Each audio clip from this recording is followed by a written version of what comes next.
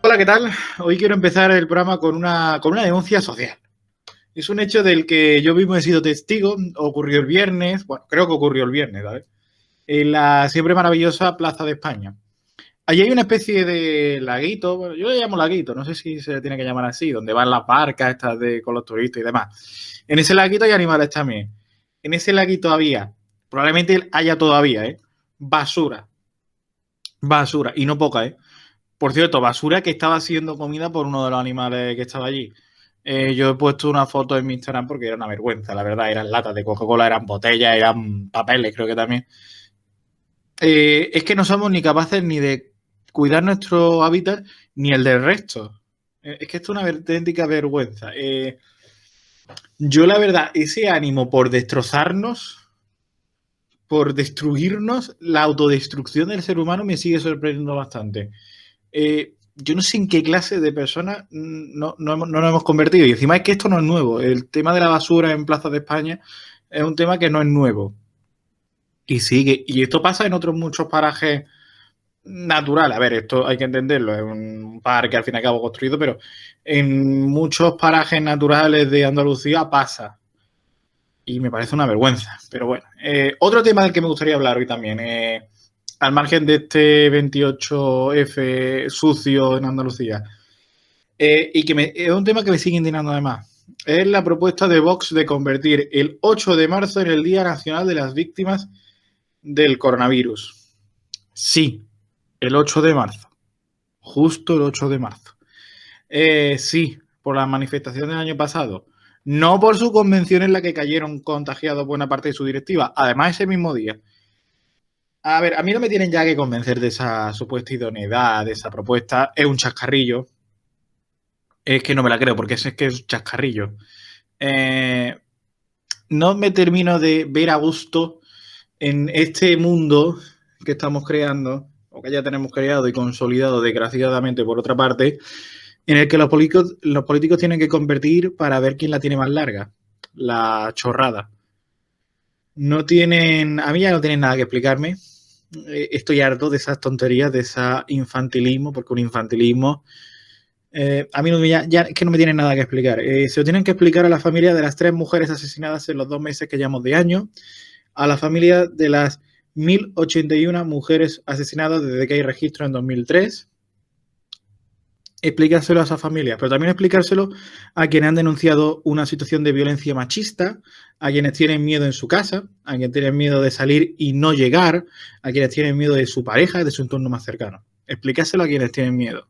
Explicarle que vaya a dedicar el día que tienen ellas para reivindicar sus problemas, para luchar, para una tontería vuestra que os va a permitir ganar un puñado de votos, porque lo ganaréis, porque habrá gente que se lo crea y habrá gente que se cree que esta es la solución a todos los problemas en España.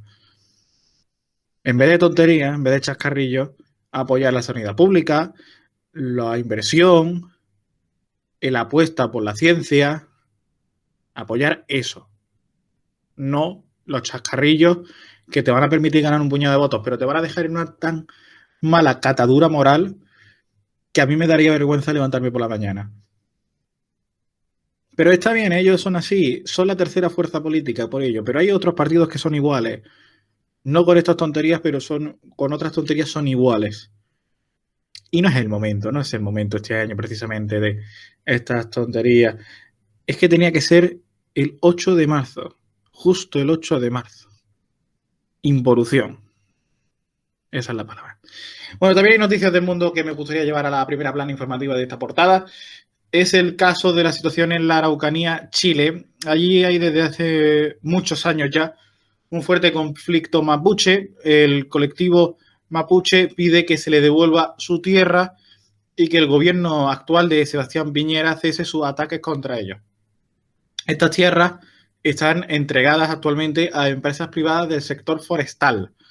El problema es que toda esta protesta ha llegado a una situación de violencia y está en un punto insostenible. Ya está declarado el estado de catástrofe, mientras que lo que hay a la derecha del gobierno de Sebastián Piñera le pedía que se declarara el estado de sitio, algo a lo que de momento el gobierno se ha negado. Veremos cómo evoluciona. ¿Qué permite el estado de sitio? Bueno, el estado de sitio permite restringir la libertad de movimiento, detener a personas en su casa o en cárceles, además de atacar el libre derecho de reunión. Sí, todo muy democrático.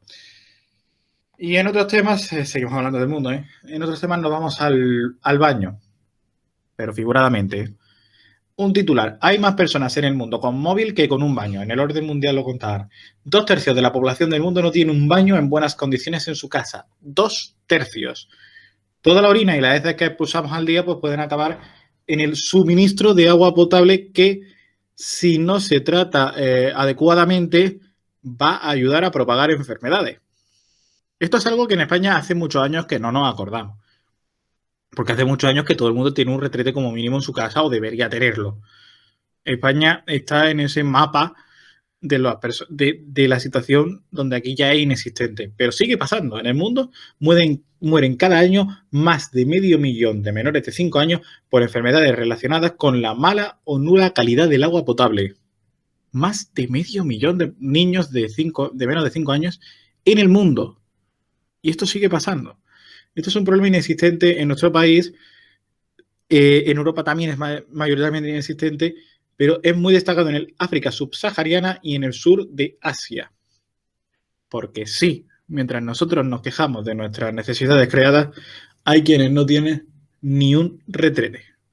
Sigue ocurriendo. Bienvenidos a la radio, bienvenidos a este Jaque Mate. Hoy es 1 de marzo y estamos estrenando un nuevo mes que empieza también el lunes 1 porque febrero es más cortito, se fue antes, se marchó, dijo adiós.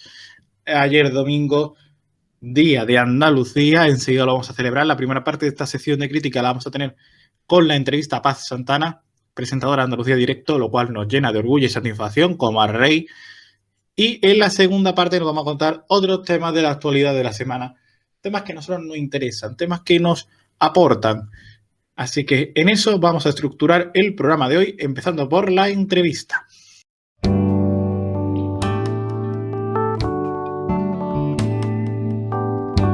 Pues si hoy es el Día de Andalucía, si ha sido el Día de Andalucía, pues qué mejor que celebrar este día con uno de los emblemas auténticos de nuestra tierra, que es Andalucía Directo. Y con una de sus presentadoras estamos, con Paz Santana. Hola, ¿cómo estás?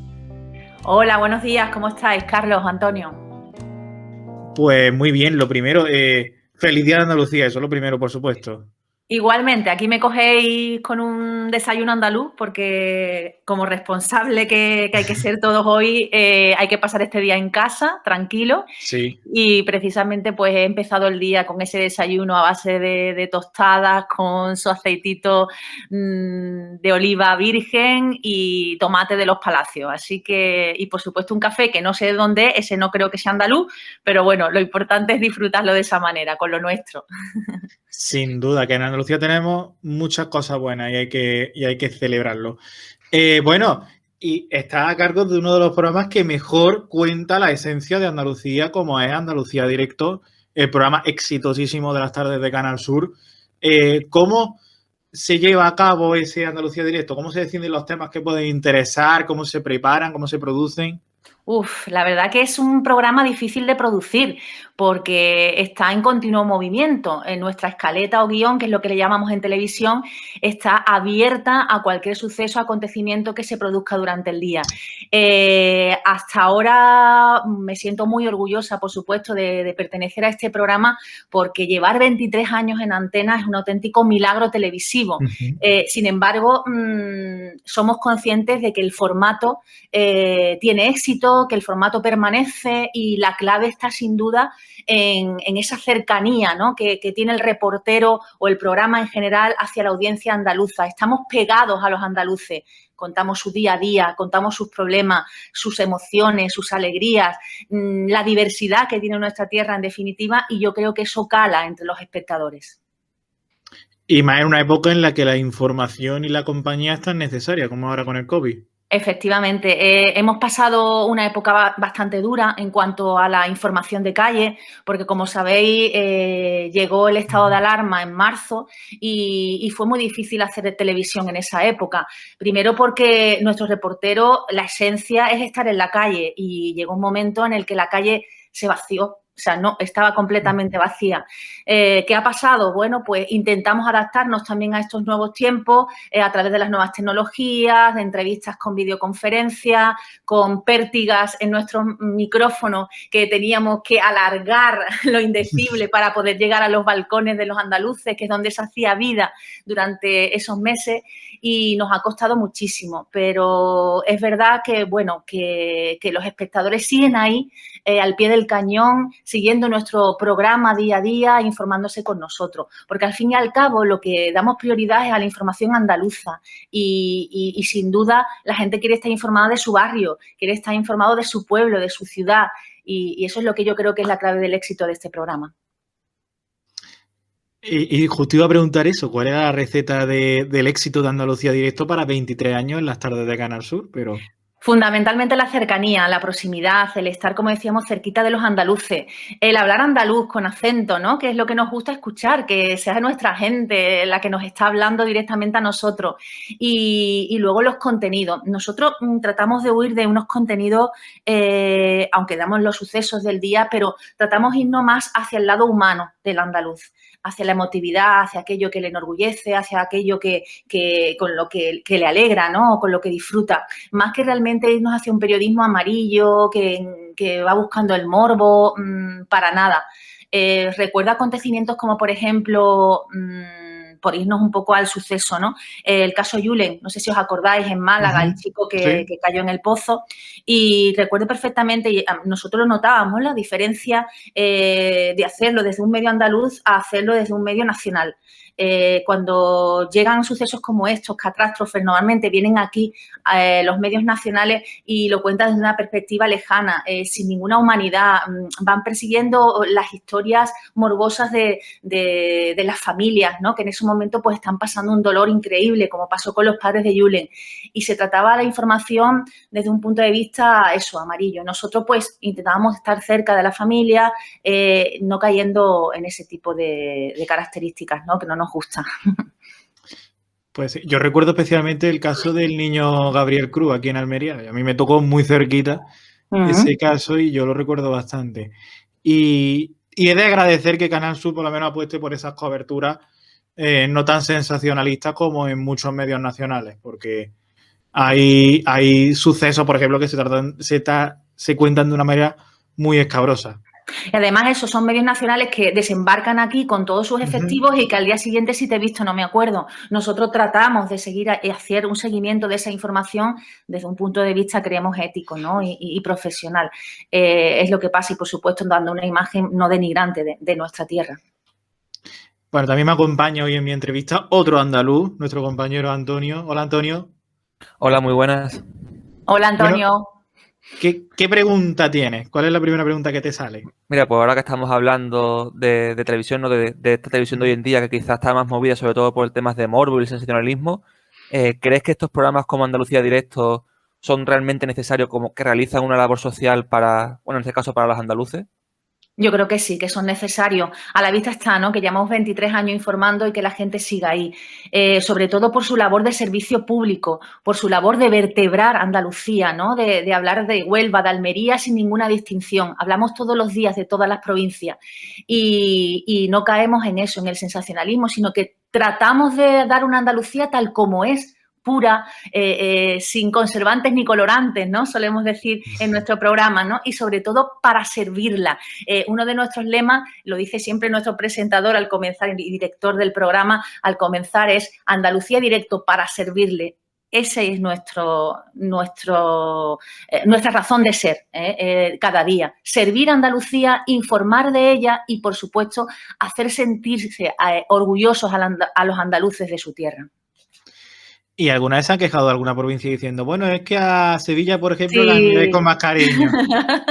Sí, eso es un lastre que tenemos y, a ver, es complicado, ¿no? Y equilibrar el programa porque a veces Bueno, para empezar, tenemos 10 equipos repartidos en toda Andalucía, de los cuales hay uno en cada provincia, pero luego en Sevilla y Málaga hay 2. ¿Por qué? Porque el territorio, además de administrativamente ser como más, ¿cómo diría?, que genera mayor información, ¿sabes? Pues, lógicamente, ahí es donde están las sedes administrativas de Andalucía, ¿no? Entonces, ocurren, y aparte de la diversidad que tiene el territorio, por supuesto, es frontera con otras provincias que muchas veces, por ejemplo, equipos de Málaga van a Granada o de Sevilla van a Huelva. En fin, que tratamos de hacer una distribución lo más equitativa posible, pero siempre hay uno que a lo mejor se queda un poquito más rezagado. Nos ocurre muchas veces, y eso sí es verdad, cuando tratamos la Semana Santa. Tenemos un problema de equilibrio porque también la proporción es distinta. No es lo mismo una Semana Santa de Sevilla que al día tiene 9 o 10 cofradías en la calle que Almería, Jaén, Cádiz, que a lo mejor tiene 3. Entonces, claro, nos dificulta muchas veces llegar al equilibrio. Ojalá pudiéramos llegar a todas partes. Pues sí. ¿Antonio? Sí, bueno, de todos los programas que has hecho en Andalucía Directo, ¿tienes algún recuerdo de alguna cosa que hayas descubierto en el programa que tú hayas pensado, bueno, esto si me lo cuentan es que no me lo creo? Muchísimos acontecimientos, pero me acuerdo especialmente del caso. Yo es que soy criminóloga, además de periodista, entonces tiro mucho por ese tipo de temas y además me preocupan, ¿no? El caso Bretón, no sé si lo recordáis, Sí. de aquel padre que mató a sus hijos por despecho, ¿no? Por tratar de fastidiar a su mujer, o sea, que caiga, ¿no?, una persona así en matar a sus propios hijos, fue terrible. Y para nosotros, informativamente, fue duro trabajarlo. Teníamos equipos en Córdoba, como sabéis, pero luego tuvimos que mandar otros equipos allí porque toda la información se focalizó en esa provincia y en Huelva. Esos días hacíamos información desde 2 provincias, fundamentalmente siguiendo ese caso. Entonces, los recuerdo con especial dolor, pero desde el punto de vista informativo es verdad que fue interesante seguirlo, porque estuvimos ahí desde el minuto 1, cuando primero desaparecieron los niños y recibimos la alerta de que habían desaparecido 2 pequeños en un parque. Luego fue todo muy contradictorio porque el padre lo veíamos primero como víctima, ¿no? Como un padre que tenía ese dolor porque no encontraba a sus hijos y luego se convirtió en un auténtico verdugo, ¿no? Un auténtico diablo. Fue interesante desde ese punto de vista, de cómo cambió, ¿no? Cómo se dio la vuelta a la información de repente. Y estamos hablando mucho de Andalucía Directo, pero una pregunta interesante también es, ¿cómo llega Paz Santana a Andalucía Directo? Bueno, pues yo vengo de la delegación de Cádiz. Yo empecé en Canal Sur allá por el año 1999, haciendo radio primero, luego pasé a la televisión haciendo los informativos provinciales de Cádiz y estuve pues unos 10 años allí hasta que llegó la oferta desde Sevilla de decirme, oye, vamos a empezar un nuevo Andalucía Directo, vamos a cambiar las caras, vamos a cambiar a los editores. Y entonces mi director actual, Modesto Barragán, que entonces estaba en Cádiz, se llevó a su propio equipo y entre ese equipo pues me llevó a mí. Y así desembarqué en Andalucía Directo, primero como editora, de hecho todavía soy editora y ahora me dedico a presentar en los viernes, ¿no? Pero así fueron mis inicios. Es verdad que cambié totalmente de registro porque de hacer un informativo puro y duro, que sabéis que las noticias son mucho más breves, más concisas, más directas, pues pasé a hacer un programa de reporterismo, que se requiere algo más de profundidad, se requiere algo más de otro lenguaje como más de dirigirse al espectador, ¿no? Fue totalmente distinto, pero sí es verdad que la esencia del periodismo de calle lo conservo desde siempre, ¿no? Desde que empecé en Canal Sur. Siempre me gustó hacer la calle. Ahora estoy en plató por diversas circunstancias, pero siempre, aunque suene mal, me gusta hacer la calle. Y para quien no sepa qué hace un editor, ¿cuál es la tarea del editor? Pues mira, el editor fundamentalmente se encarga de distribuir y de seleccionar los contenidos.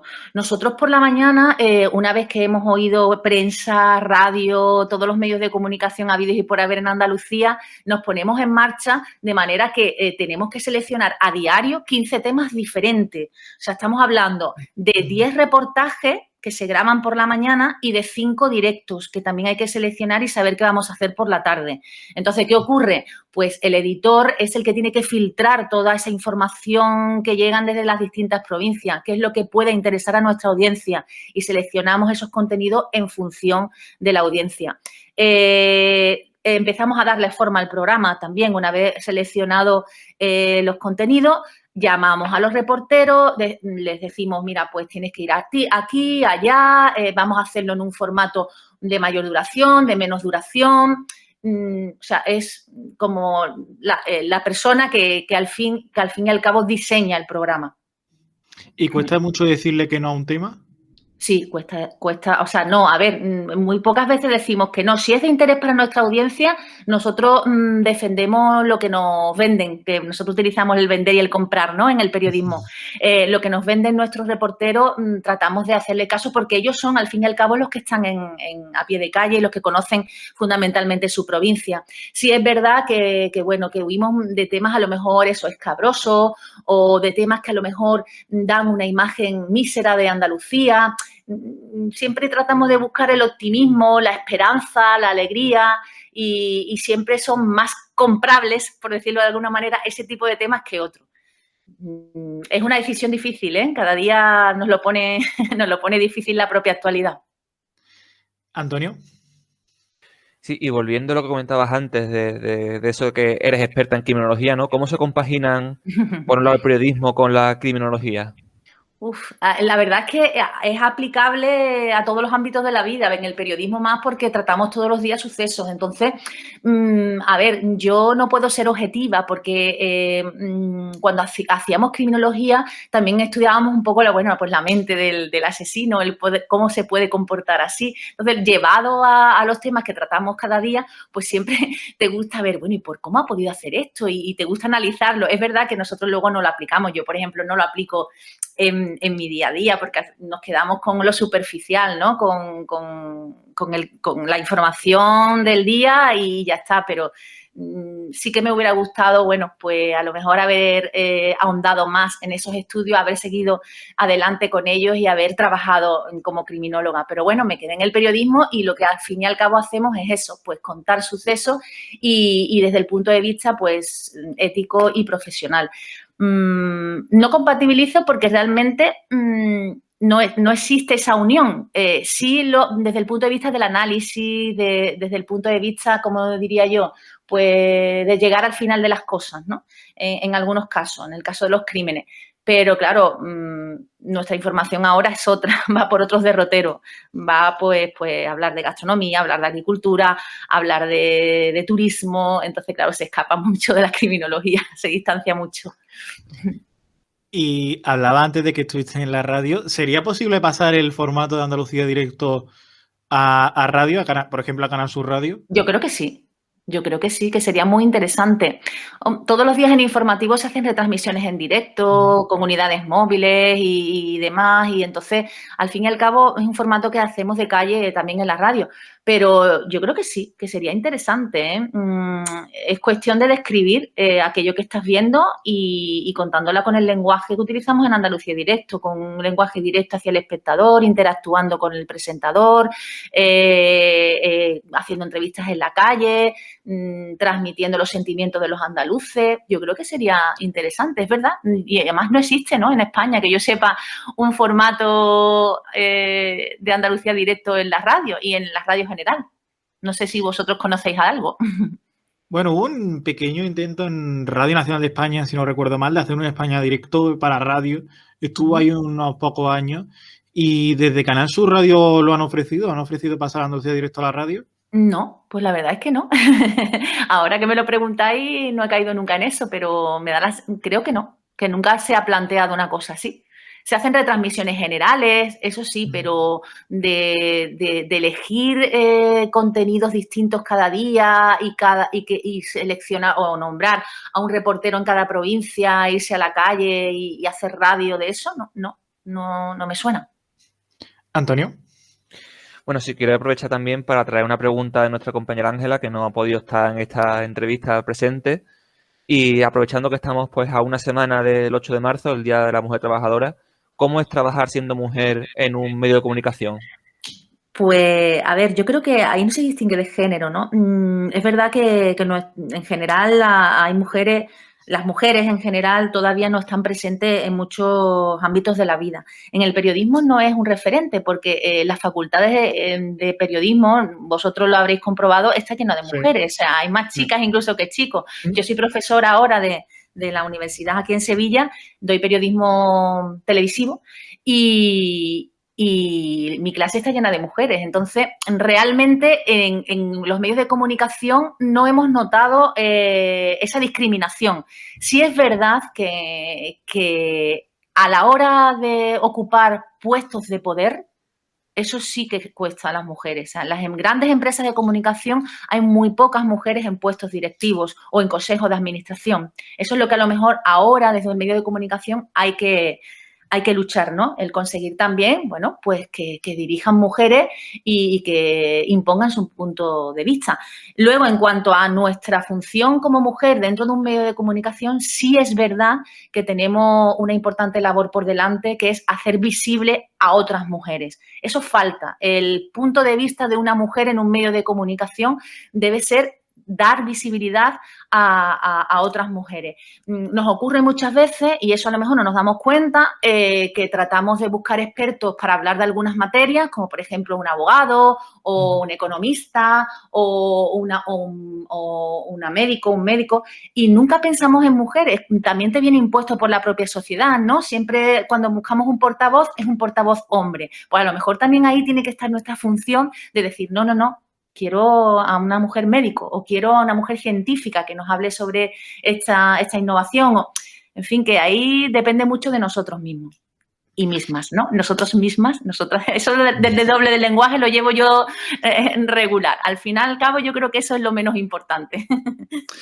Y nos pregunta también Ángela que si es necesario tener el título de periodismo para ejercer la profesión, porque cree que cada vez hay como más intrusismo, entre comillas. Por supuesto, yo soy una gran defensora de que hay que tener una titulación específica en periodismo para ejercer la profesión. Creo que ya es que el debate debe estar hasta manido porque y superado, ¿no? Que es lo que siempre hemos defendido, ¿no? Aquellos que hemos estudiado la carrera nos haga mal que luego cuando lleguemos a un medio de comunicación nuestros compañeros pues no sean periodistas o tengan... No, a ver, yo no discrimino a nadie, hay gente que también entiendo, ¿no? De hecho, yo tengo compañeros que no son periodistas porque entonces no había facultades de periodismo. A ver, cuando empezó Canal Sur, en el año 89, la única, o sea, estaba Madrid, Barcelona y empezaba a andar la de Andalucía, la de Sevilla. Entonces, muchos de los que llegaron aquí a Andalucía eran o no andaluces, que hay compañeros no andaluces, o compañeros que no habían estudiado periodismo, pero que venían de una experiencia dilatada en otros medios de comunicación, en la radio, en la tele, y que llegaron a Canal Sur a través de oposiciones. ¿Qué pasa? Que yo creo que ya eso hay que superarlo. O sea, ya el que no contrate a un periodista de carrera es que no tiene nombre, en mi opinión. Y el periodismo con la aparición de la figura del streamer, ¿qué futuro tiene por delante? Hombre, yo creo que el periodismo ha avanzado muchísimo, ¿no? Ha evolucionado desde el punto de vista tecnológico. Entonces, todo eso hay que tenerlo presente y los chavales que estudian ahora comunicación, el futuro está por ahí, en las redes sociales, en el streaming, en los podcasts, ¿no? Como hacéis vosotros. Creo que hay que reciclarse. Hay compañeros que todavía no están metidos en redes sociales o que se niegan a lo mejor a reinventarse, ¿no? Pero yo creo que ya... se han impuesto las redes sociales a un ritmo trepidante y el tema del streaming a mí me parece perfecto. O sea, el poder dar una información en directo a través de Internet para que llegue a un amplio público, es que esa era la panacea, que antes todo lo veíamos como imposible, pues ya está aquí, ¿no? Yo le digo a mis alumnos que ahora la audiencia se nos está fragmentando, que la audiencia cada vez requiere mayor inmediatez, mayor rapidez, porque tratamos de buscar la información en pocos minutos y un titular con el que nos conformemos en pocos segundos. Quiero ver esto. Entonces, ahora las redes sociales están haciendo su función.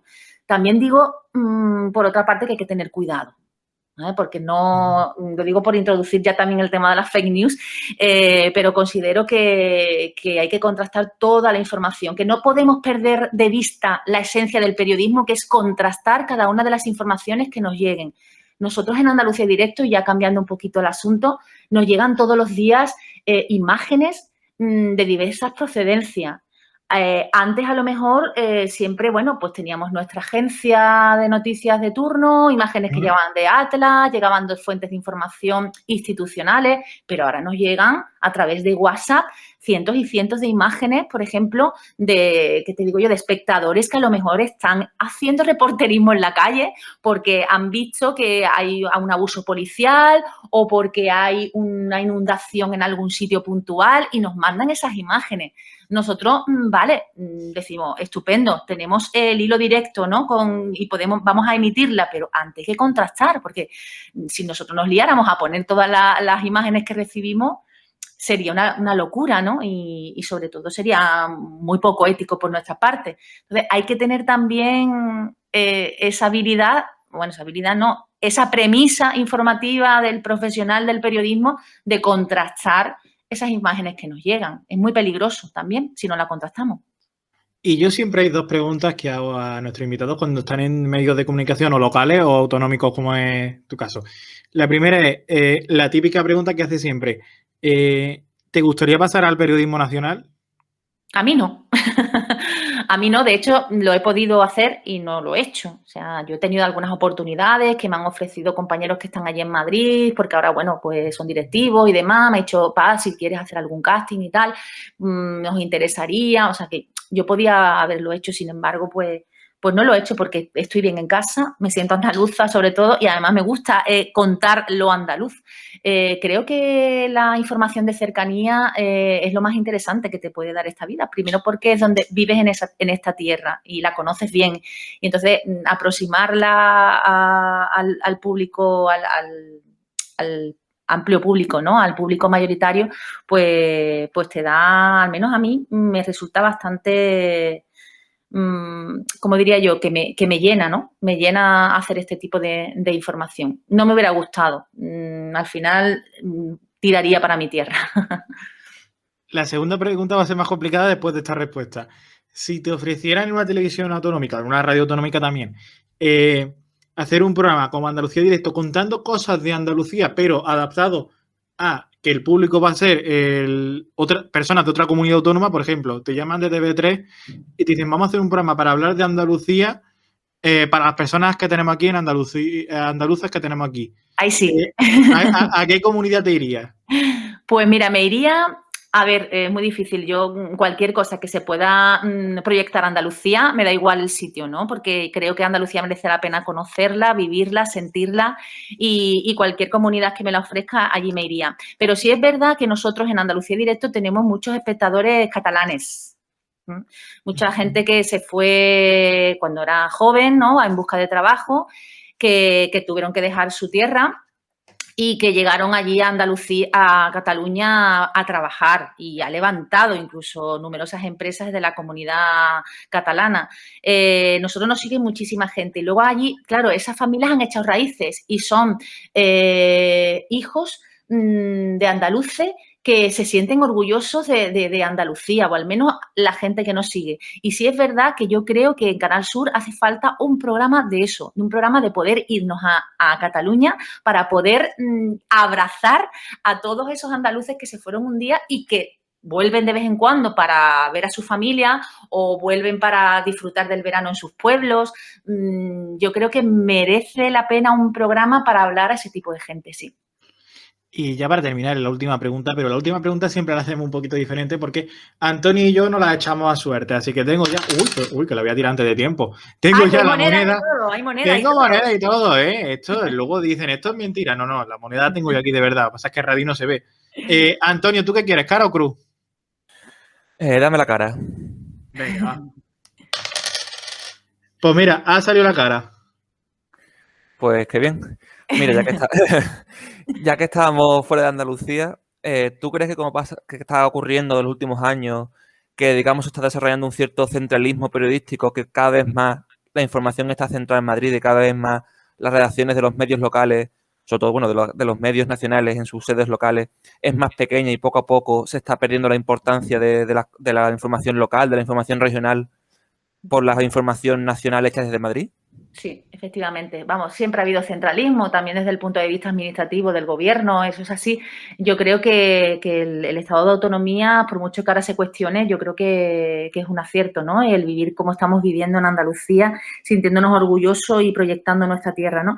Es verdad que, bueno, yo es que, claro, me he dedicado siempre a un medio andaluz y lo veo desde el punto de vista de eso, ¿no? De que nosotros somos un servicio esencial, que la televisión pública andaluza tiene que seguir existiendo para evitar precisamente eso, los desmanes de otros medios de comunicación nacionales que, bueno, que dejan a un lado la información de determinadas comunidades autónomas.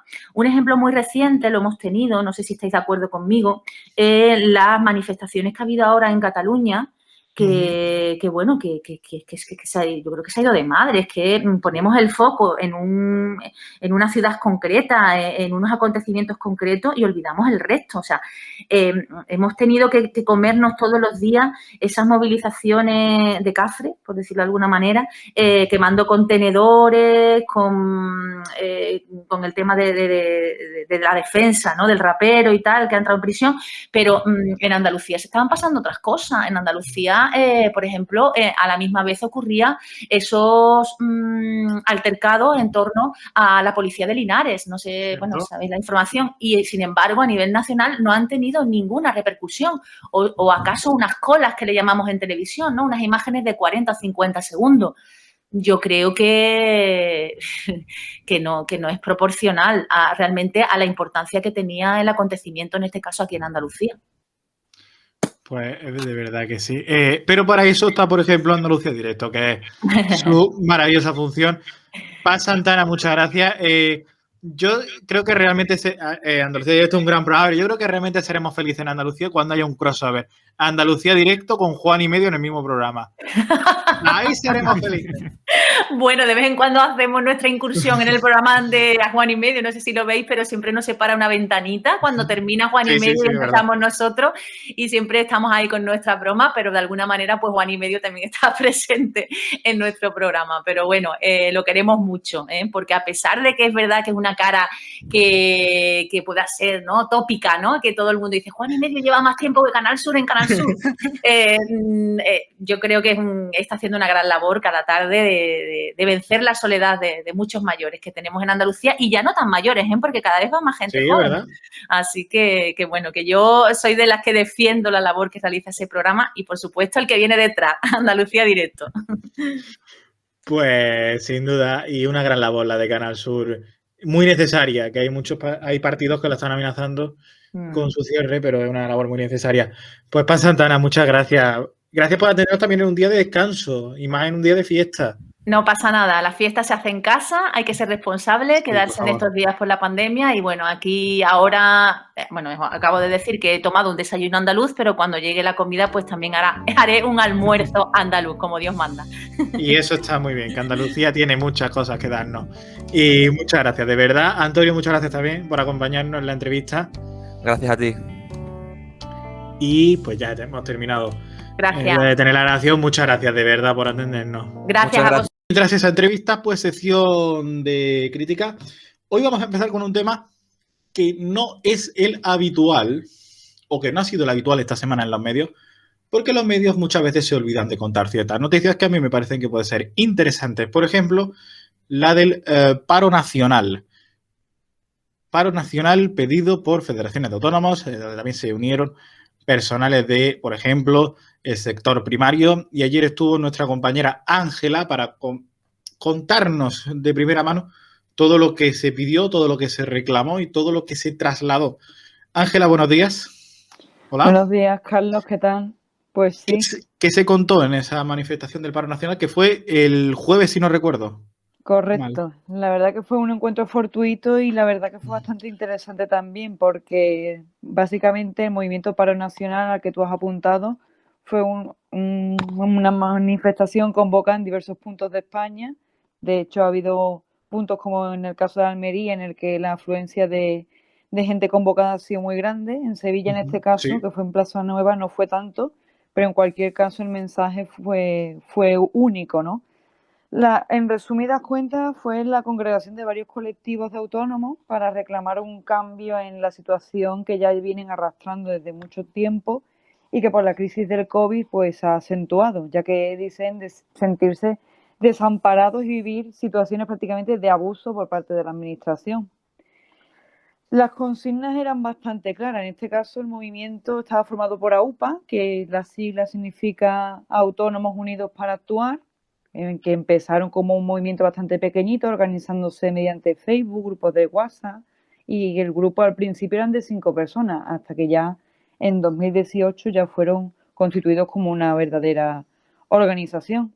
Ellos se reconocen como una asociación sin ánimo de lucro, sin ningún tipo de filiación política, que actúa de manera altruista y, como ya digo, estas reuniones son así bastante informales, aunque también hacen reuniones presenciales. Fue una manifestación pacífica en la que las consignas eran básicamente pedir ayudas efectivas. De hecho, hay exactamente una parte, un cántico, un emblema, que era ayudas reales son esenciales. Yo creo que ahí está un poco condensando las demandas digamos, de este movimiento. Básicamente lo que reivindican es reformar el sistema de cotización de renta, que es el régimen especial de trabajadores autónomos. Ese porcentaje que se cotiza actualmente, que desde el 1 de enero es de 30,30%. También pide reducir los pagos abusivos a la administración, una mayor flexibilidad práctica y real para recuperar el IVA de esos impagos, mejoras en la ley de segunda oportunidad para autónomos societarios y no societarios y lo más importante y lo que más exigen es una claridad en la aplicación y el cumplimiento de esas ayudas que son tan anunciadas. A día de hoy esta asociación cuenta con 45.000 miembros, cuyos ingresos se destinan pues básicamente a expandir y a extender este movimiento. Una de las personas asistentes, y fue la verdad muy interesante, le pregunté que por qué estaban viviendo esa situación, cómo es posible que no les llegue esas ayudas que son anunciadas a los 4 vientos. Y era una sensación de plena incomprensión, no entendían dónde iba ese dinero, sobre todo coincidiendo con la aprobación de este paquete de ayudas de 11.000 millones de euros del presidente del gobierno, que fue anunciada esta pasada semana. Así que fue bastante interesante porque, ya te digo, te das cuenta de primera mano cuál es la situación de indignación entre el colectivo de los autónomos, que como siempre se ha sabido, ha sido bastante denostado. Pues sí, y son los que en muy buena parte están levantando este país. ¿Antonio? Bueno, sí, como decía Ángela, en el fondo sí, es una situación bastante complicada de entender. Es cierto que las ayudas, aunque se han anunciado, la que comentaba, por ejemplo, hace muy poco, y eso, por desgracia, tardará meses en ejecutarse realmente. Y la verdad es que es un problema en general lo que existe en España con los autónomos. Tanto por, digamos, que existe un gran número y además no tiene unas condiciones propicias, con lo cual genera esta situación muy complicada para todos ellos. Claro, a mí, por ejemplo, yo hablando con autónomos, lo que me comentaban es, bueno, llegan las ayudas si es que llegan realmente, porque luego se llenan la boca hablando de que vienen las ayudas y realmente no vienen como tal y son con condiciones muy fuertes a los que no todos los autónomos que están en necesidad de recibir una ayuda pueden optar. Situaciones que son muy complicadas a la hora de la burocracia. Es decir, que llegan las ayudas, vamos luego a leer la letra pequeña de esas ayudas. Bueno, sí, al final están más orientadas, o sea, por sus condiciones, como dice, al final están más orientadas a que se beneficien de ellas empresas que tienen, digamos, más capacidad de reacción y más capacidad de adaptarse a la situación que los autónomos que, digamos, en este caso, están literalmente un poco a su propia condición. Entonces, en ese caso sí, es bastante complicado. ¿Ángela? Sí, ahora estaba recordando una de las cosas también que me transmitieron, eran que pedían el consumo del producto nacional de los comercios cercanos, que eso es una parte importante y entienden que es necesario para resurgir de esos pequeños negocios, porque las personas que allí se congregaron habían cerrado sus negocios, que eran sobre todo del sector terciario, lo habían cerrado para acudir a esa protesta y buscar una solución efectiva, que es lo que piden, que ese es el escollo. El escollo es que todo lo que se ha prometido no les ha llegado. Y además que también hay que comprender un poco el problema partiendo de lo que es un autónomo, que son personas que desarrollan una actividad económica sin estar sujetos a ningún contrato de trabajo y en ninguna empresa. Por lo tanto, Claro. eso hace que el rendimiento esté mucho más limitado y más ahora con la crisis del COVID.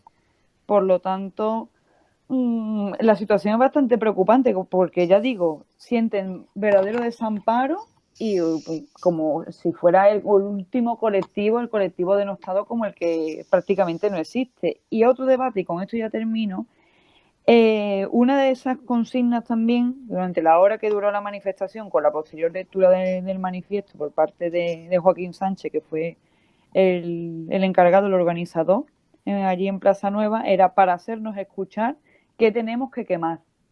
Y eso era una de las numerosas consignas, teniendo en cuenta lo que está ocurriendo en Barcelona, ¿no? Que parece que es un hecho de mucha relevancia, que lo es efectivamente, pero que hay que darle como ese puntito de violencia para que tenga repercusión. Porque la verdad que cobertura mediática allí no había nadie, únicamente yo.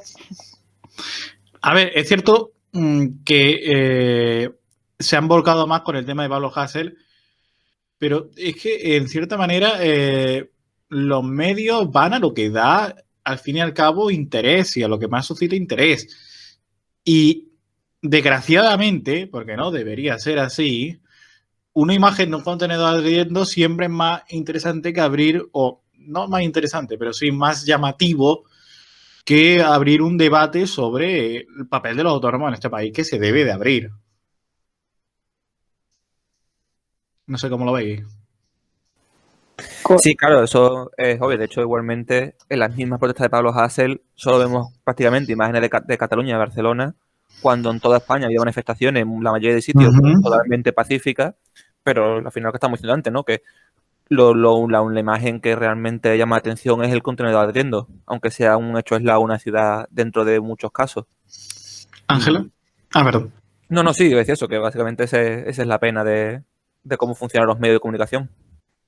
¿Ángela? Sí, en ese sentido es lo que es. Parece ser que tiene que haber una llamarada o una barricada, una violencia contra la policía o de la policía contra los manifestantes para que un hecho tenga repercusión, cuando realmente lo que estamos comentando aquí ahora mismo es una situación, un verdadero drama, pero drama bastante agobiante, porque era lo que me transmitían, es que no podemos, ¿cómo lo hacemos? ¿Cómo lo hacemos? Es que no creen en las administraciones públicas, no esperan ninguna respuesta que no sea forzada por una manifestación o por una protesta como la que estamos hablando aquí. Por lo tanto, la situación es compleja. Pues sí, y además protestas que entroncaban en una misma semana en la que también ha habido protestas en muchos puntos de España por la sanidad pública. Lo que se pedía este sábado era apostar por la sanidad pública, es decir, dejar de apoyar las privatizaciones, en un momento en el que la sanidad pública además ha sido esencial. Y eso no solo lo dice un papel, lo dice una manera de enfrentar una pandemia. Sin hospitales no hay futuro, sin investigación no hay futuro, sin ciencia no hay futuro y sin medicina no hay futuro. Así que, Ángela, Antonio, no sé qué opináis sobre esta manifestación de la sanidad pública. Bueno, es algo completamente obvio lo que has dicho, ¿no? Aunque parece que a la hora de aplicarlo no existe esa voluntad.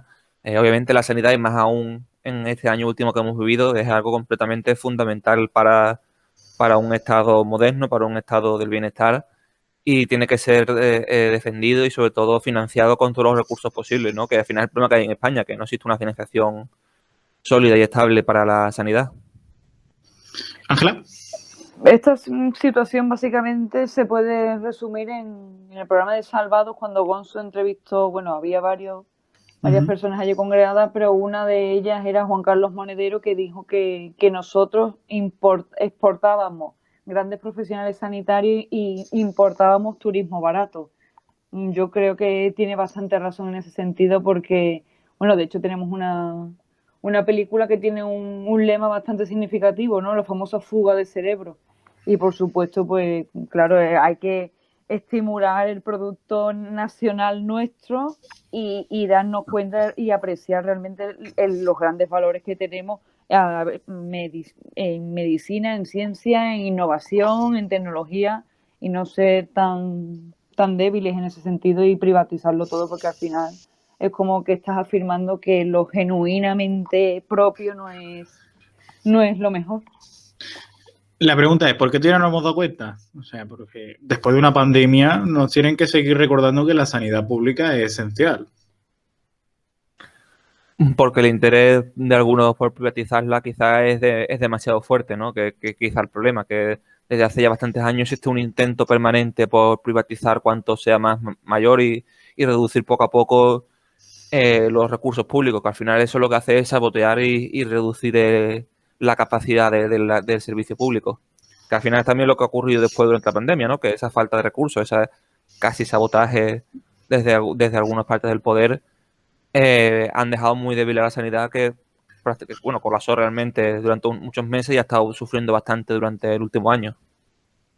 Ángela. Sí, es que por lo general privatizar significa externalizarlo todo y volverte extremadamente dependiente, no tener ninguna autonomía ni ningún control o control mínimo sobre esos servicios, en este caso la sanidad, y que eso para mí desde mi punto de vista es una completa desgracia. Si bien es cierto que el aumento de la privatización es, yo qué sé, un poco menos que invasivo.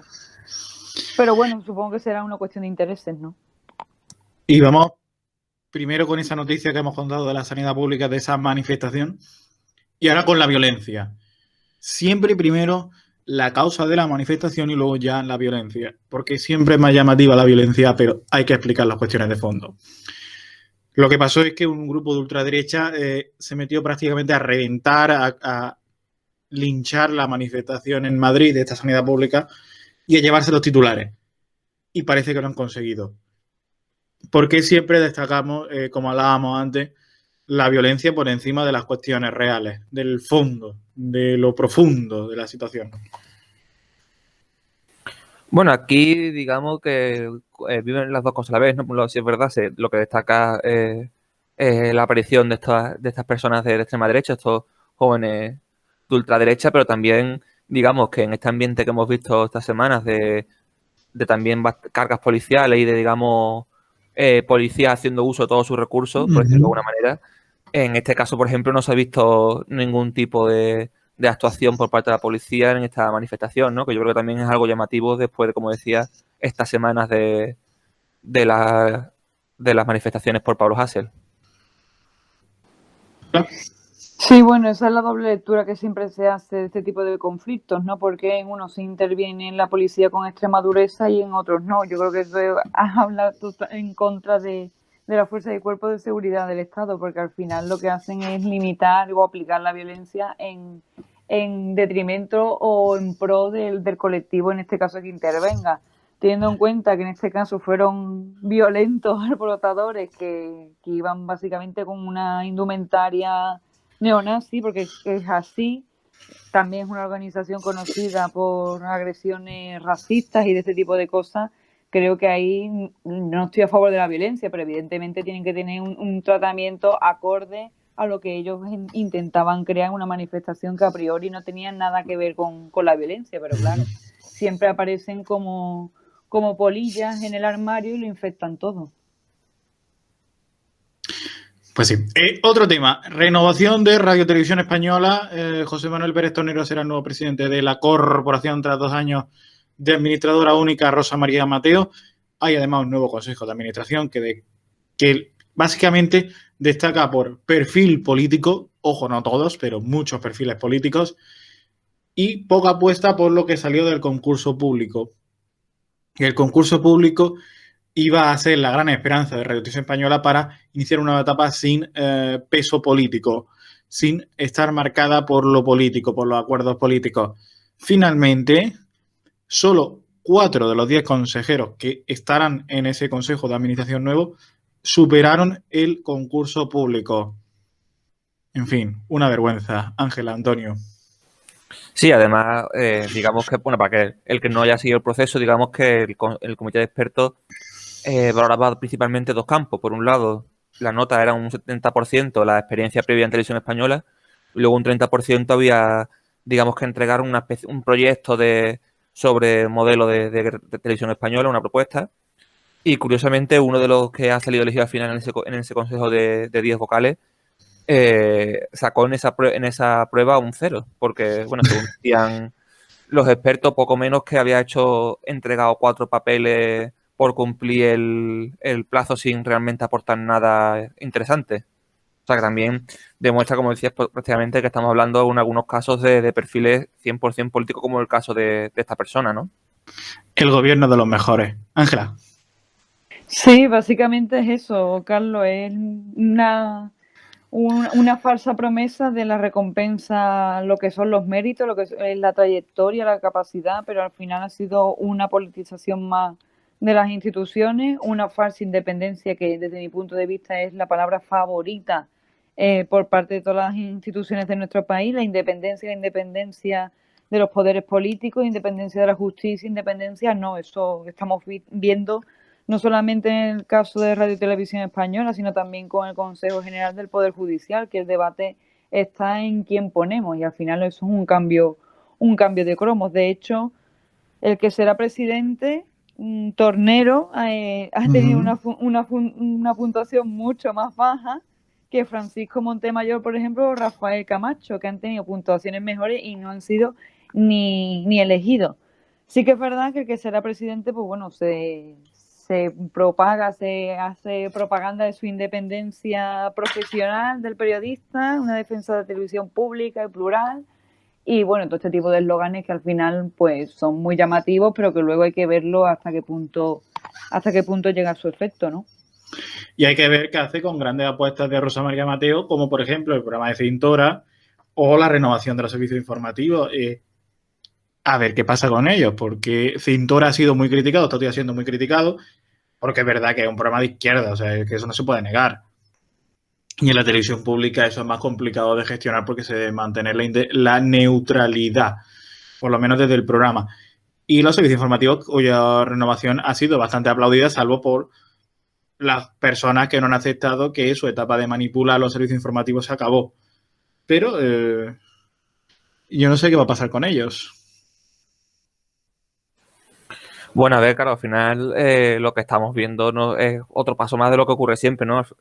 Si en el momento en el que siempre, digamos, este consejo depende tan directamente por parte del reparto en el Congreso, con esa mayoría, pues entonces, obviamente, siempre se va a perpetuar esta situación en la que básicamente PP y PSOE, con alguna apuntes externos, siempre van a ser lo que se repartan principalmente la mayor parte de este consejo, con lo cual seguirá siempre mayoritariamente politizado, aunque después, pues dentro de este grupo, obviamente también son periodistas y son personas que conocen la casa y que, digamos, también son profesionales, ¿no? Que no todos realmente hay que asumir que son personas al servicio de un partido político.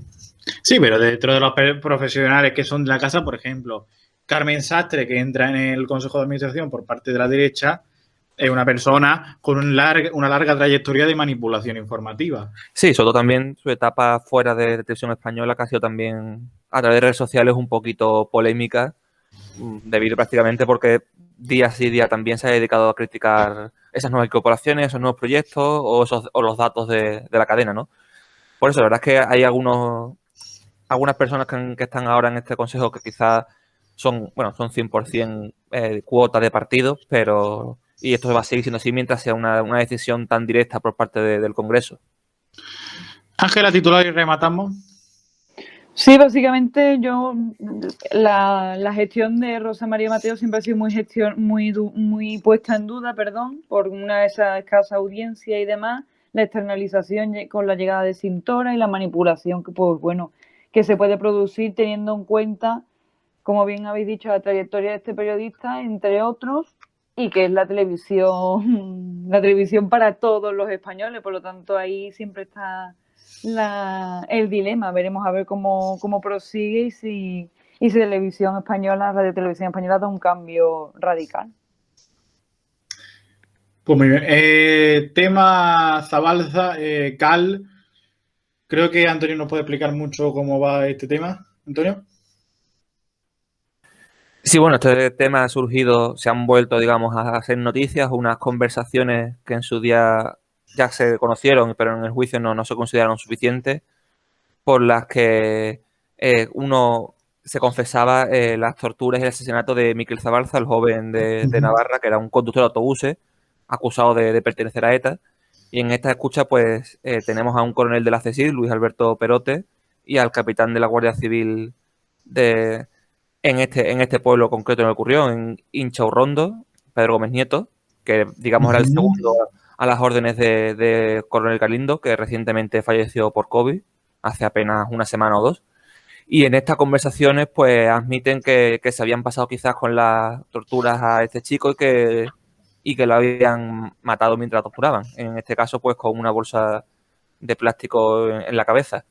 Desgraciadamente, pues el cuerpo de Miquel apareció en el río después de estar varios días desaparecido y no se tomó ninguna actuación, no hubo responsables y aunque hubo un juicio no llegó a haber condena, ¿no? Y después de tantos años después, pues esto fue en el 85, Sí.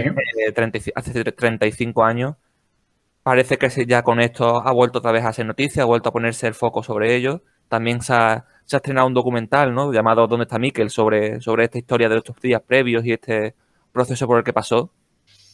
Y la verdad es que ahora, pues la familia parece que está otra vez más optimista de cara a que pueda haber, digamos, responsabilidades, ¿no?, a las personas que cometieron estos actos completamente lamentables, porque además el problema es que no estamos hablando de un caso aislado, sino de algo que ocurrió con muchas personas que vieron no solamente agredidas o incluso como estas asesinadas, sino gravemente violentadas al ser permanentemente escrutinados como si fueran miembros de ETA cuando eran personas normales, ¿no?, por parte de una rama paramilitar dependiente del gobierno. Los GAL. Exactamente. Ángela. Sí, bueno, la historia la verdad que es bastante fuerte porque, como bien decís, el GAL, que era un grupo antiterrorista de liberación, utilizaba aquello que tanto rechazaba, ¿no?, que era la violencia como medio de resolver un conflicto contra civiles, ¿no?, como está diciendo Antonio, contra un conductor de autobuses con el que tenían supuestamente fundada sospecha de pertenencia a ETA. La verdad que los audios son estremecedores cuanto menos, porque como bien dice Antonio también, la tortura a la que fueron sometidos se conoce como la bañera, que consiste básicamente en la práctica de esa aberración. También Lasa y Zabala, que también son, digamos, el otro tándem que forma parte de esta trayectoria criminal de los GAL, por lo menos así lo entiendo yo, que es una trayectoria de violencia indiscriminada. Fueron asesinados con 2 tiros en la nuca, y no solamente eso, sino que previamente fueron obligados a cavar su propia tumba.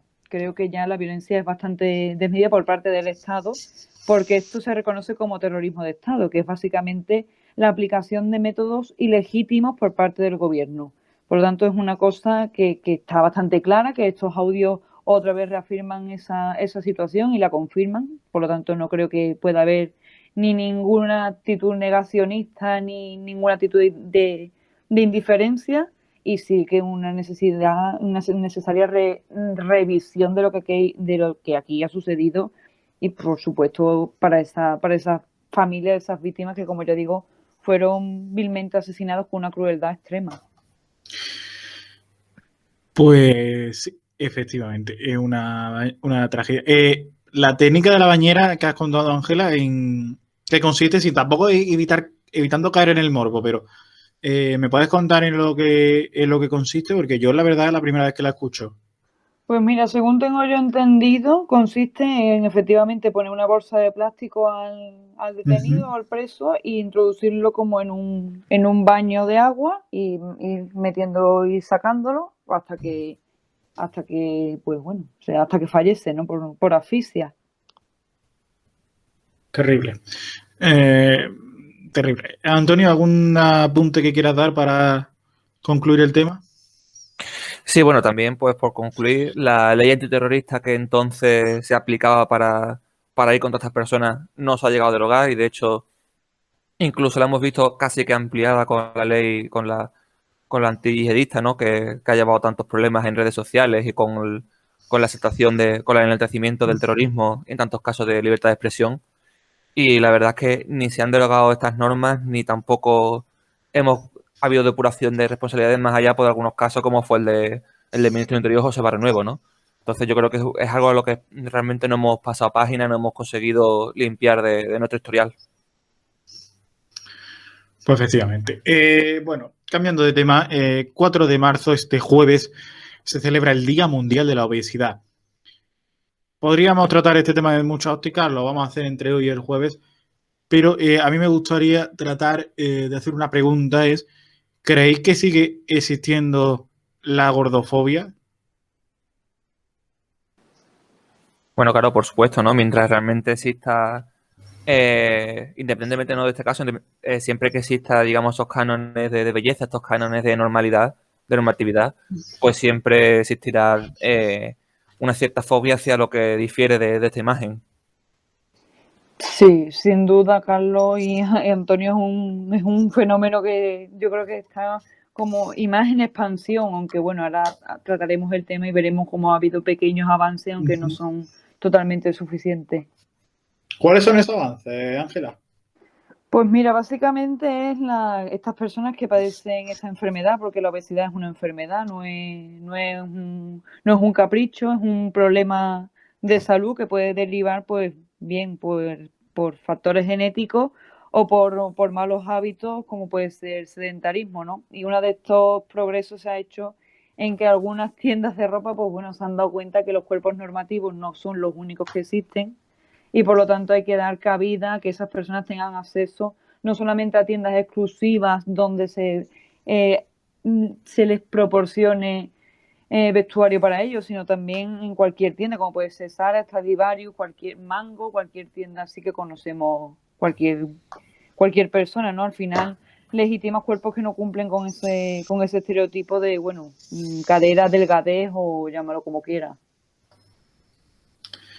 Efectivamente. Es un problema que humilla, invisibiliza, maltrata, ridiculiza, excluye y violenta a una persona que su único pecado, entre comillas, es pesar más de lo que la sociedad ve bien. Ángela, Antonio. Sí, bueno, la realidad de todos modos también es cierto que es un problema también que poco a poco se está abriendo de más paso muy rápido en nuestra sociedad y en el resto del mundo, porque realmente se ha disparado, sobre todo en los países del primer mundo, los porcentajes en los últimos años, y de hecho en España, por ejemplo, es quizás sobre todo bastante problemático el sobrepeso y la obesidad entre los niños, ¿no? Lo cual puede acarrear bastantes problemas de salud a largo plazo. Ahora mismo, pues, entre los menores de 24 años, prácticamente el 12% tienen obesidad y el 14% sobrepeso, lo cual son datos que han ido creciendo en los últimos años y que, digamos, nos sitúa a la cabeza de Europa con el resto de países mediterráneos, cuando históricamente estos países hemos sido los que estábamos a la cola de obesidad en general dentro de Europa, ¿no? Y que poco a poco estamos adentrándonos en esas primeras posiciones, lo cual es bastante preocupante de cara al futuro de este país. Es que solo comemos basura. Bueno, comemos lo que hay, ¿no? Realmente, o sea, también aquí hay un problema sobre todo por parte, o sea, lo que comemos depende de muchos factores, depende para empezar de un factor económico, porque es mucho más barato comer mal que comer bien. Desgraciadamente. Y consume mucho menos tiempo comer mal que comer bien, sobre todo. También es una cuestión de productores, de supermercados, etcétera, del etiquetado, de la manera en la que se presentan los alimentos, la manera en la que se producen. De hecho, bueno, eso también es muy polémico el caso del Nutri-Score, que la verdad es que es un desastre absoluto de guía porque no tenía ningún tipo de lógica la manera en la que calibrar los alimentos, ¿no? Y yo creo que son herramientas que son completamente necesarias para poder, digamos, mantener una salud normal y poder ayudar a las personas para que podamos tener todos una alimentación normal, ¿no? O sea, porque hace falta también herramientas para poder saber comer bien, para saber qué hay que comer, para saber qué es lo que nos están vendiendo en el supermercado y que no todo es igual de bueno. Y que no puede ser que en el colegio nos enseñen la dieta mediterránea, la alimentación equilibrada y demás, y luego hay una máquina de estas de vending de chucherías. ¿Qué ejemplo le estamos dando a los niños? Y luego vienen los niños y luego venimos todos, ¿eh? Porque tú vas por la calle y no te ve a nadie comiendo sano. Te ve a todo el mundo comiendo nada más que golosina. ¿Por qué? Porque es más barato, porque es más rico, porque no engancha una palmera de chocolate, por ejemplo. Es que luego veis, y por mucha educación que haya, caemos todos en esa tentación, porque nos incitan a caer en esa tentación, cuidado. Sí, bueno, esto ha sido también un problema muchas veces también de esas campañas que se ponen en funcionamiento, ¿no? Que muchas actúan contra esa obesidad, contra esa enfermedad, que haciendo gala que la educación es muy importante para el ejercicio de una salud efectiva y prolongada y sana, en definitiva, pero eso contrasta evidentemente con la decisión que cada uno toma. Eso, por eso hacía antes mención al factor genético, porque existe también predisposición en nuestro cuerpo a no asimilar toda la grasa o todos los nutrientes que ingerimos, pero también mucho peso de esos malos hábitos y entre ellos también el sedentarismo. Si usas una dieta que no es la mejor, también se apoya en ese hábito, que es prácticamente ningún tipo de ejercicio y de ninguna actividad, pues probablemente sean ya las piezas que encajan en un puzzle. También si le sumamos que la vida también cada vez va a un ritmo más grande, pues claro, eso hace que la comida rápida, la famosa fast food, pues tenga más cabida. Y si le sumas también más la cultura y todo el montante de McDonald's, Burger King y Foster Hollywood y todo esto, pues ya esto es magnánimo. Y ojo que yo no estoy en contra, por supuesto, de que la gente vaya a McDonald's, Burger King, a donde le dé la gana, pero que sea consciente de lo que está haciendo para luego sopesar las consecuencias. Es lo único. Pues sí. Esperemos que sí. Porque no estamos destrozando la salud, es que no estamos destrozando la salud todos. Y es una pena. Bueno, vamos al medallero y al negre de la semana. Y con esto, y luego cuento una historieta y hacemos un poco de denuncia y todas esas cosas que me gusta a mí hacer al final. Negre de la semana para el informe de Estados Unidos sobre que Arabia Saudí, confirmando que Arabia Saudí mató al periodista Jamal Khashoggi. Una vergüenza. Es que sobran las palabras y son todas palabras demasiado quizá ofensivas, pero una vergüenza. Esto sigue pasando en el mundo y estamos haciendo negocios con Arabia Saudí, es aberrante. Medallero de bronce para Rey Juan Carlos porque devuelve dinero, pero resulta que no es suyo. Entregó dinero a una regularización fiscal sin que nadie se lo pidiera, pero entregó dinero que era prestado de empresarios y amigos. En fin. Medalla de plata para el discurso negacionista de Victoria Abril, alias Entra en el Internet, que se hizo viral esta semana en los premios Feroz. Feroces fueron las críticas a este discurso, que significa no entender nada, después de casi un año de pandemia. Y medalla de oro a la estupidez vergonzosa de la semana para Máximo Pradera, que destiló máximo odio y le deseó el cáncer a Trump o a Macarena Olona, entre otros personajes de la actualidad, hablando sobre el cáncer que desgraciadamente le han diagnosticado a la periodista Julia Otero. Análisis sobre este medallero, sobre este negre de la semana. Bueno, quizá lo más flagrante del caso de Victoria Abril, como ya ha señalado algunos expertos, es que seguramente más que unos desvaríos de una persona un poco desequilibrada, estamos ante una especie de performance para intentar volver a ser una persona pública, porque como ya ella misma había dicho una vez, ya prácticamente nadie la llama, ya está al borde del retiro obligado porque no tiene apenas proyectos en los que trabajar y no tiene ya oportunidades y quizás, por desgracia, ha decidido tomar esta vía de hacer estas declaraciones para intentar volver a la palestra. Ya, bueno, por lo pronto consiguió una entrevista en La Sexta Noche y ha conseguido aparecer en los telediarios y la verdad es que es muy preocupante Por un lado, que se hagan estas declaraciones y que se queden de esta manera prácticamente impunes, incluso se le dé publicidad. Y si efectivamente lo ha hecho por estas razones, pues peor todavía. Aquí entramos en el debate de si se le debe dar voz a estos planteamientos. Bueno, se le da voz, pero para totalmente refutarlo e ir contra ellos. O sea, yo pienso ya en mi opinión que incluso en aquel momento en el que dice esas cosas en los premios Forqué, en aquella charla, en ese momento ya cortar de raíz y exponer los problemas de ese discurso totalmente falso, ¿no? Porque no se debe tener tolerancia, tiene que haber tolerancia cero con este tipo de temas, ¿no? Cero publicidad y la que haya sea para completamente desmontar todas estas mentiras, que es lo que son. Ángela. Bueno, pues básicamente es un poco lo que estáis comentando, ¿no? Yo estoy muy de acuerdo. En la sexta noche el médico que normalmente es invitado al programa, César Carballo, dijo algo muy, muy significativo que probablemente condense todo este debate que se ha generado en torno a las declaraciones de Victoria Abril, de la que dice César que es una excelente actriz, pero una analfabeta científica, cosa que es así, y apunta un poco lo que dice Antonio, ¿no? Evidentemente hay que darle causa a este tipo de opiniones porque, bueno, la libertad de expresión está ahí y demás, pero hay que darle una cobertura totalmente negativa. Quiero decir, hay que reforzar precisamente lo opuesto, porque el hecho de que estas personas que han tenido en su momento proyección pública den estos discursos justo cuando están recibiendo también un premio, que también el momento que eligió también era bastante llamativo, creo que hay que actuar de una manera contundente y desmintiendo todas y cada una de sus palabras, porque básicamente apuntar a vacunas justo cuando la de Johnson pueden ser la última que se ha aprobado. Si no me estoy equivocando, pues bueno. Sí, Johnson. Es que estamos ya por la cuarta, creo, vacuna que estamos aprobando y bueno, ahora estamos... Bueno, está aprobada en Estados Unidos, de momento en Europa no.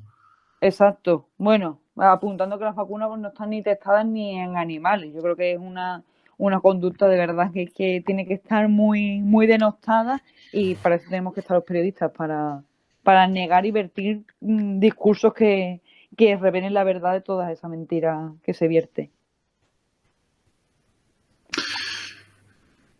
Pues muy bien.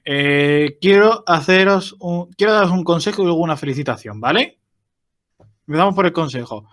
No seáis imbéciles. No, o sea, a ver, no porque crea que lo seáis, sino porque no seáis como yo, que el otro día reventé un gel hidroalcohólico, un bote de gel hidroalcohólico por agitarlo. O sea, no preguntes cómo acabó el suelo lleno de gel hidroalcohólico. Ahora mismo en la sala en la que estoy haciendo el programa, otra cosa no. Pero coronavirus seguro que no hay.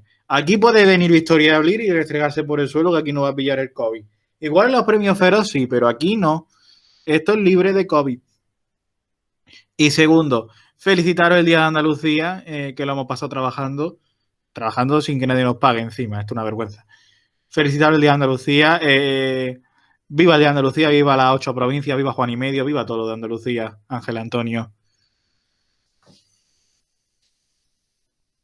Se han ido. Ángela. No, estoy aquí, perdona, que es que tenía problemas, no te escuchaba bien, Carlos, perdona. Pues sí, la verdad es que estamos aquí en la trinchera un día más, en un día bastante simbólico y que la verdad me quedo con una frase de uno de los numerosos escritos de uno de nuestros escritores más importantes, ¿no? Federico García Lorca, que dice que la bandera de la libertad abordó el amor más grande de su vida, ¿no? Refiriéndose a la bandera de Andalucía. Y la verdad que hoy es un día importante, sobre todo yo considero que es un día bastante poético, ¿no? De hacernos mirar un poco nuestra identidad y nuestro reconocimiento, sin tener ningún ego nacionalista, exterminador, ni muchísimo menos, pero es un día importante para darnos nosotros nuestro valor y reconocer nuestras capacidades como pueblo. Antonio, iba a decirte Juan y Medio, Antonio. Pues ojalá, ¿no? Sí, la verdad es que, bueno, yo tampoco, la verdad es que no soy una persona que me interese mucho ni que tenga mucho sentimiento nacional, pero sí es verdad que quizás hoy un día para reflexionar sobre dónde estamos y hacia dónde vamos. Y que viva Juan y Medio, el Blas Infante del siglo XXI. Andalucía no sería nada sin él. Juan y medio, te queremos. Y queremos que nos busques pareja, que estamos aquí los 3 solteros. Juan y medio, ven al programa. ¿Algo más os quería decir? Ah, sí, que yo sé que vosotros tenéis vuestro corazoncito, pero que yo este programa se lo quiero dedicar a Almería. Que no vayáis en tren a Almería porque igual no llegáis, ¿eh? Hay que ver cómo están los trenes en Almería, madre mía, de verdad. Que si ahora transbordo para acá, transbordo para allá, que no llegan a la capital, ahora tampoco los trenes, llegan a Huércal, pero... y llevamos ya 30 años esperando una vez. Así que acordaros de Almería. Mucho hoy poner un tuit, viva Andalucía, pero acordaros de Andalucía, ¿eh? No seáis, y no solo de Sevilla y Málaga, que las queremos mucho, que Ángela es de aquí y la queremos mucho, pero acordaros también de las provincias que estamos apartaditas, que también tenemos nuestro corazoncito, ¿verdad? Hombre, Eso claro, es. sí. Siempre hay que tener esa empatía, tú no te preocupes por eso. Pues, oye, decía el himno Andaluces levantado, y nosotros nos hemos levantado hoy temprano para preparar el programa, así que hemos cumplido con esa obligación de levantarnos. Blas Infante estaría orgulloso de nosotros. Blas Infante tiene un escrito que es maravilloso, que el que le guste y quiera saber por qué Blas Infante es considerado el padre de la patria andaluza, que es El Ideario Andaluz, que tiene unas partes de verdad que es maravillosa. Y mira que yo, al igual que Antonio, por más que pueda parecer lo contrario, no tengo tampoco este espíritu de ego andaluz, ni muchísimo menos, pero bueno, artísticamente, culturalmente somos una tierra muy rica y eso es innegable. Y qué menos que después de haber conseguido nuestra propia autonomía, pues tengamos un día para recordar que somos un pueblo constituido a raíz de un referéndum al que acudieron miles y miles de personas con una voluntad propia, que eso también es muy significativo, teniendo en cuenta, pues bueno, la famosa independencia pretendida por Cataluña, ¿no? Si me pasa el enlace, lo ponemos en la descripción del programa, ¿eh? Gerard, para que lo pueda Vale. ver todo el mundo. Yo quiero decir algo. Espero que vosotros disfrutarais en el colegio de los desayunos andaluces, que es lo mejor de ser andaluz. El desayuno andaluz antes del 28F, ahí con tu pan con aceite, tomate también yo, jamón, sal, que luego hay mucho que se lo comía con azúcar. La vida es con sal. Así que espero que disfrutarais también de eso. Nos pilla ya un poco lejos el cole, pero yo espero que lo disfrutarais. Bueno, yo aquí vengo a reivindicar también la versión ortodoxa que es con aceite y azúcar, ¿no? Que al final es la mejor. Eso del Sin tomate vergüenza. es un poquito ya inventar por encima de las posibilidades. Pero es que azúcar, es que ¿qué pinta el azúcar ahí? Pues que La pinta sal. por lo mismo que la sal, el aceite y el azúcar. Es que eso no es muy, nunca me lo he comido, pero eso no es muy empalagoso. No. A mí no me gusta, la verdad, nunca. Siempre hemos tenido como ese rito, pero yo la verdad que pasa bastante porque me parecía bastante empalagoso, pero bueno, no significa que no sea un símbolo, pero luego ya de los símbolos cada uno puede hacer su versión. Pues sí. Pues nos vamos a la sección de deporte porque se suma Romero, socorrista de Málaga y el mundo entero. Y enseguida estamos aquí en la sección de deporte. Hasta ahora mismo, Ángel Antonio. Hasta ahora, Carlos. Adiós.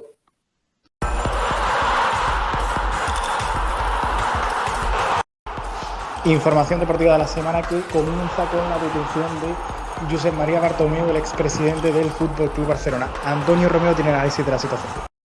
Esto marca el inicio del fin de este caso Bartomeu y del caso Barca, que recordemos sacó a la luz la cadena SER hace ya prácticamente un año y que parece que bueno, va hacia adelante con la detención de varios altos cargos de la antigua directiva del Barça, incluido el propio Bartomeu, y por estas, digamos, campañas de desprestigio hacia jugadores que llevaban a cambio a través de unas terceras empresas, ¿no? Además, esto es bastante simbólico porque además da inicio a la semana de las elecciones del Barça, que parece que si no hay ningún problema, este próximo fin de semana tendrá un nuevo presidente, tendrá una nueva directiva y un nuevo rumbo completamente diferente, ¿no? Entonces, en este sentido, podría servir, digamos, para marcar algunas distancias respecto a esta nueva directiva que entrará con la antigua. Sin embargo, yo creo que, al menos a corto plazo, es una noticia bastante mala para el Barça porque A nivel deportivo estaba el equipo en un momento de quizás de recuperación frente a ese inicio de temporada un poquito convulso. De hecho, ya parecía como que el Barça volvía a estar otra vez en la pugna por la liga y probablemente esto pues afecte como mínimo mentalmente a los jugadores, será una distracción para el equipo y seguramente digamos que ese espejismo de superación que parecía que le llegaba al Barça en las últimas semanas puede desinflarse. Veremos cómo avanza la situación en la próxima semana, veremos cómo se afecta esto a las elecciones y cómo los candidatos intentarán seguramente sacarle rédito de cara a ganar estas elecciones, pero desde luego parece en general una buena noticia que confirmándose todo lo que destapó la cadena SER, como decía, se confirme la detención de tanto Bartomeu como de los altos cargos implicados. Pues la semana no ha podido empezar peor para Bartomeu, ya que hemos conocido que ha sido detenido junto a otros grandes ejecutivos del Barcelona, ex ejecutivos, todos, por la implicación del Barçagate, que bueno, fue un movimiento promovido por Bartomeu especialmente, en el que contrataba una empresa que dejaba mal a los jugadores y al club en general. Y bueno, esto lleva siendo investigado desde que pasó, pero ahora hemos conocido pues que bueno, han sido detenidos por los Mossos de Escuadra, la policía de Cataluña, y bueno, están pendientes de declarar. Veremos qué pasa con Bartomeu, pero bueno, entre otros líos que cometió la directiva, pues uno de los más grandes fue este. Y como digo, veremos a ver en qué acaba, si finalmente detienen a los 4 directivos que fueron, bueno, que son Bartomeu, Óscar Grau, que era el CEO del club, Román Gómez, de los servicios jurídicos, y Jaume Masferrer, que fue el ex ejecutivo y mano derecha de Bartomeu. Y bueno, eh, hoy hemos conocido, pues, hoy hemos conocido que los Mossos lo han detenido y bueno, tuvo problemas de todo tipo, sobre todo con Messi, con Piqué y los grandes capitanes, ¿no?, del club. Y bueno, fue un caso ya destapado en febrero y bueno, la verdad que extraña que un año después pues se lleve a cabo esta implicación otra vez, pero bueno, veremos a ver en qué acaba. Ya está aquí, ya llegó la sección de deportes del lunes. Hoy tenemos muchos temas para hablar y tenemos a nuestro equipo de guardia. Hoy esto es Antonio Free, porque hoy Antonio Jordan ha decidido no meterse a la sección. Pero tenemos a Romero, socorrista de Málaga y el mundo entero. ¿Cómo está, Romero? Buena, Carlos, ¿qué tal? Y Ángela, que vuelve a casa por Navidad y por el Día de Andalucía y todo. ¿Qué tal, Ángela? Correcto, Carla, aquí estamos. ¿Qué pasa? Y vamos rapidito porque tenemos mucha plancha que lavar y no, mucha plancha que planchar será. Y muchas cosas que contar. El Granada se ha clasificado, le ha ido bien a Granada, ¿eh? ¿Qué Sí, me contáis? sí, bueno, el Granada partía con una ventaja de 2-0 de la ida en su campo en el Nuevo Los Cármenes y bueno, la verdad que iba con toda la ilusión a la vuelta al estadio Diego Maradona y bueno, el partido se le puso muy en contra en el minuto 3 con ese gol de Zielinski y bueno, la verdad que la presión la tenía evidentemente el Nápoles porque era el favorito, pero bueno, la verdad que el Granada pues... eh, supo aguantar la presión y con ese golazo en el minuto 25 de Montoro de cabeza, pues la verdad que puso tierra de por medio, aunque con mucho partido por delante. Y bueno, en el minuto 59 pues metió el español Fabián Ruiz para el Nápoles y se le ponía la eliminatoria bastante apretada con un 2-3 a falta de media hora. Y bueno, la verdad que el Granada pues estuvo ahí, tuvo muchas ocasiones, supo aguantar esa presión del Nápoles que salió con todo. Gattuso no se dejó nada en el banquillo, sobre todo en los minutos finales. Y bueno, la verdad que muy merecida esta eliminatoria y sobre todo histórica.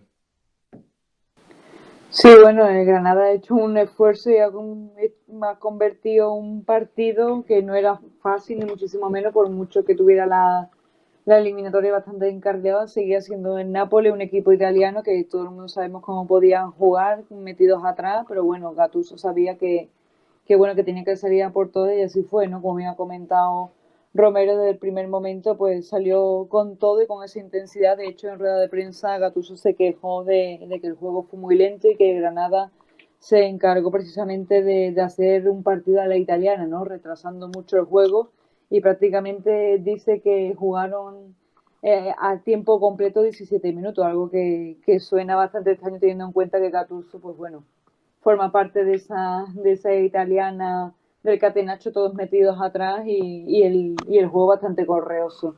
La verdad que es una buena noticia que Granada haya llegado ya a esta etapa de la competición. Le deseamos muchísima suerte y bueno, y ojalá llegue lejos porque ha evitado a varios cocos en el sorteo, ¿no? Como puede ser el Arsenal, Tottenham de Mourinho, el Manchester, Olympiacos y demás, así que le deseamos toda suerte del mundo porque la verdad que se está ganando terminar con un buen resultado al menos en la competición, por lo tanto las expectativas son altas, aunque bueno, sabemos perfectamente que los equipos a los que se podría enfrentar son mucho más contundentes a priori, aunque luego los partidos pues hay que jugarlos. Sí, la verdad que el sorteo fue bastante favorable para el Granada porque, como tú dices, pues había grandes equipos como el Milan, United y Tottenham, entre otros, y bueno, le ha tocado el Molde, el equipo noruego, y bueno, yo la verdad que, bueno, después de eliminar al Nápoles, pues está claro que el favorito es el Granada, ¿no? Veremos hasta dónde puede llegar el equipo de Diego Martínez, porque también está luchando por entrar de nuevo en los puestos europeos en la Liga. Y bueno, veremos a ver si pues consigue pasar esta eliminatoria de octavos de final.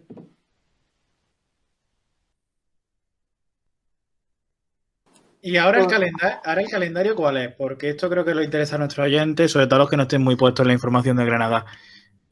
¿Cómo sigue esto a partir de ahora?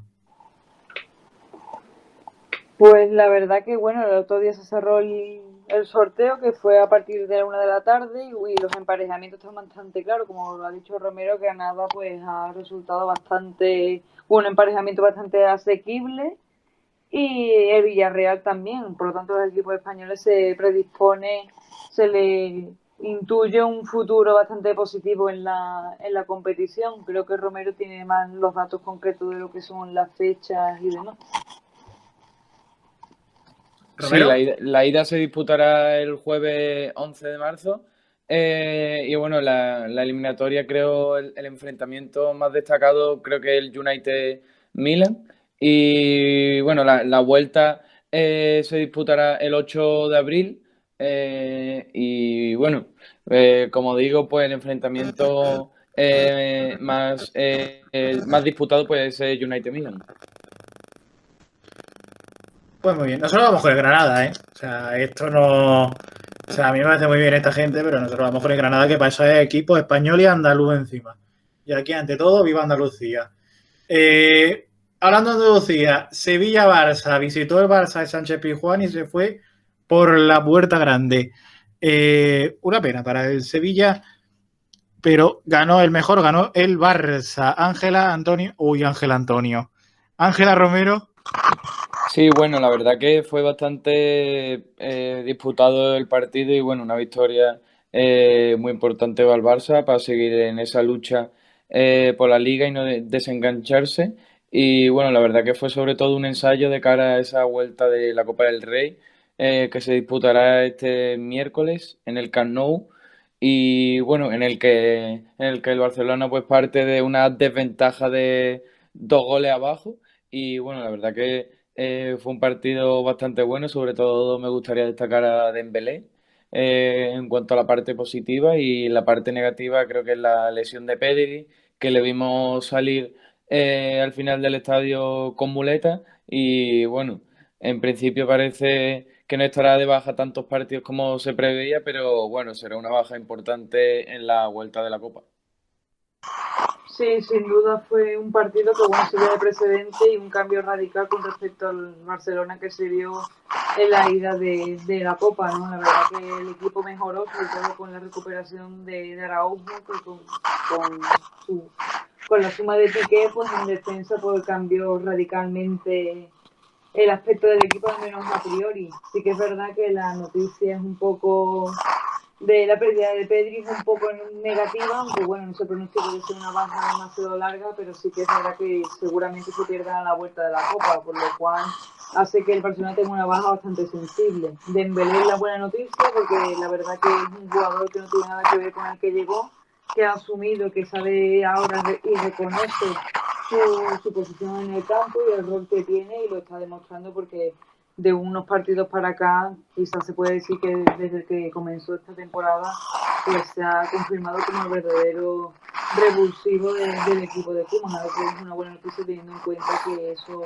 hace un poco de contrapeso a esa Messi dependencia que tanto se achaca al equipo culé. Veremos a ver qué es lo que ocurre, porque bueno, el formato de la liga no es lo mismo enfrentarte en la competición doméstica que en un Camp Nou, teniendo en cuenta que el resultado es adverso, y con un Sevilla que es bastante peleón y que tiene un plantillón y un grandioso entrenador como el Lopetegui.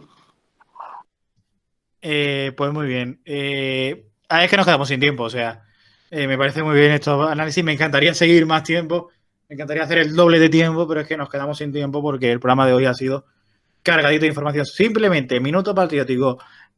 Avasalló el Almería, ganó 4-1 este fin de semana, ole el Almería. Y al margen de deporte, por favor, estamos buscando a un chico que se llama Fran. Hace 22 años, durante la excursión de tercero de BUP, besé a un chico cerca de la Torre del Oro. Chico, feliz día Andalucía, perdí el papelito con tu teléfono, estoy soltera. Estamos buscando a este hombre. Es arroba, hostia, no voy a decir el arroba porque es que me va a costar la vida. Arroba umokmypain. Más o menos, lo buscáis en Twitter, yo lo he retuiteado. Por favor, lo estamos encontrando. Así que nada, perdonadme que haya ido sin tiempo hoy, Ángela Romero. Ángela, Diga. para terminar, ¿nos puedes decir el nombre del submarino en el que está? ¿Cómo? Que si nos puedes decir el nombre del submarino en el que está, porque se escucha como si estuviera en un submarino ahora mismo. Pues ahora estoy en mi cuarto, no, de momento no estoy en ningún submarino, no sé que ya el Barcelona pierda contra el Sevilla, entonces ya me meteré uno de por vida. Cristóbal Soria habló. Bueno, Cristóbal Soria no, Cristóbal Soria es del Sevilla, claro. Efectivamente. J. Jordi ha hablado. Gracias, Ángela, desde la cueva que es su casa, que confirmamos que no está inundada. Pero si se te inunda, Romero, socorrista de Málaga y el mundo entero está disponible para ir a salvarte. Lo buscaré sin duda. Romero se calla, míralo. Es malo. Eso siempre. Quien calla otorga. Pues gracias a los dos. Perdonad el tiempo escaso que hemos tenido para deportes. Gracias por escucharnos a todos nuestros oyentes. Vamos a volver el jueves. Hablaremos mucho de obesidad, como hemos hablado ya hoy, una parte del programa. Y de otras cositas también. Será jueves 4 de marzo. Buen marzo para todos. Adiós, Andalucía, ya no es tu día. Hasta el jueves. Sigan disfrutando de la radio. Muchas gracias.